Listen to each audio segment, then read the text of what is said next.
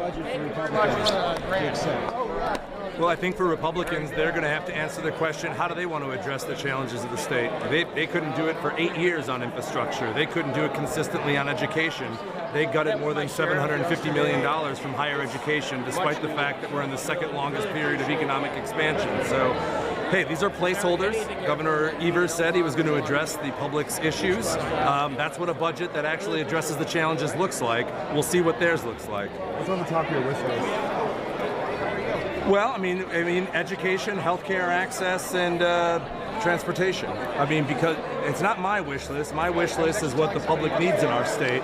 And when you don't address the challenges and you see what's happening, it's time to have somebody that's actually willing to step up and do what it takes. And I think this was a good start. When you say these are placeholders, that's another way of saying this isn't going to happen. Well, I mean, I think we're hearing, but if we're not going to address transportation, are we going to keep driving up the cost billions of dollars down the road by borrowing, by letting our roads become gravel, by continuing to punt?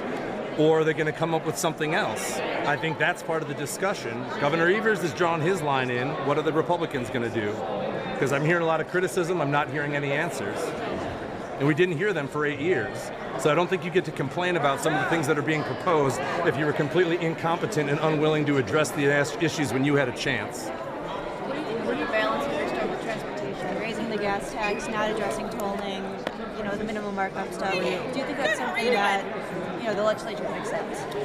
I think Governor Evers put forward a plan that looks realistic if your goal is to invest in infrastructure that has been neglected, that has led to borrowing, that has led to increased costs. And again, if we want to look at ways that we can do it differently, that's fine.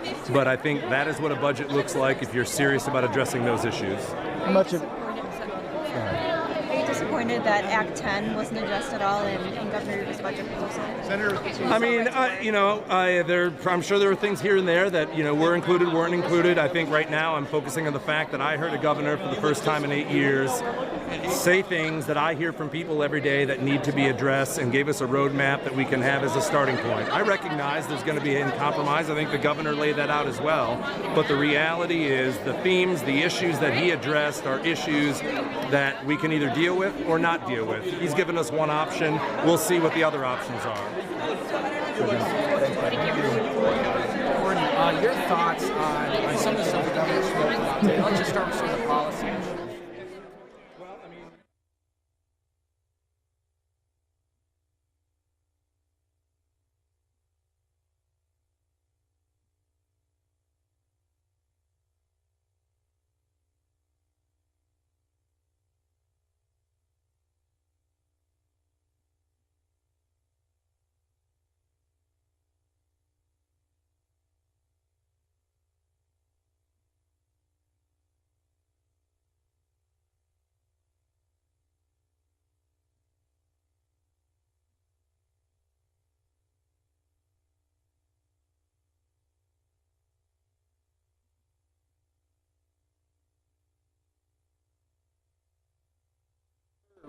Not to be served.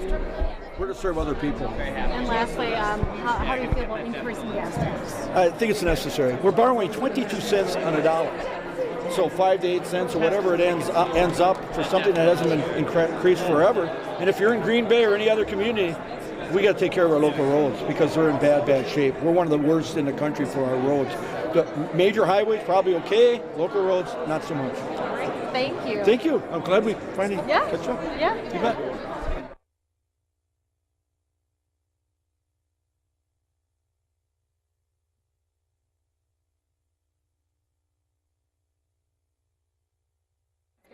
WisconsinEye. Okay. All right, so can you just give us your reaction to the budget? Well, I've always wanted full transparency. It means you got to take the policy out of the budget. And every governor does this, unfortunately. It's going to be identified by the Fiscal Bureau and hopefully all pulled out, sent to individual committees. It's things that aren't essentially policy. Okay, that's the first thing. Second thing is there's too much spending. We need any kind of spending has to be met with ongoing dollars and not used one-time dollars. And it appears that they're using the balance, which is $580 million. It looks like they're spending that into the base. Well, that creates a big structural deficit. So we have to hold that structural deficit. It means an overhang that will hit us in the next budget. So good budget, just like your family, my family, it has to apply to state government. So that's what I'll be watching. How do you feel about immigrants being eligible for a driver's license? Well, that should be sent to a committee. I think there might be a decent case for it, but it can't be distinguished, it can't be confused, I should say, with the regular your driver's license. It's got to be something totally different so people don't use that as an identifying document for other things. So I'm willing to talk about it, but I'm a little bit leery about it because I know that there is concern about that. We have people driving without any training, and we've got to somehow deal with that. All right. Anything else you would like to say? No, but let's keep talking during the budget process. There'll be a bunch of hearings, and keep in touch with me.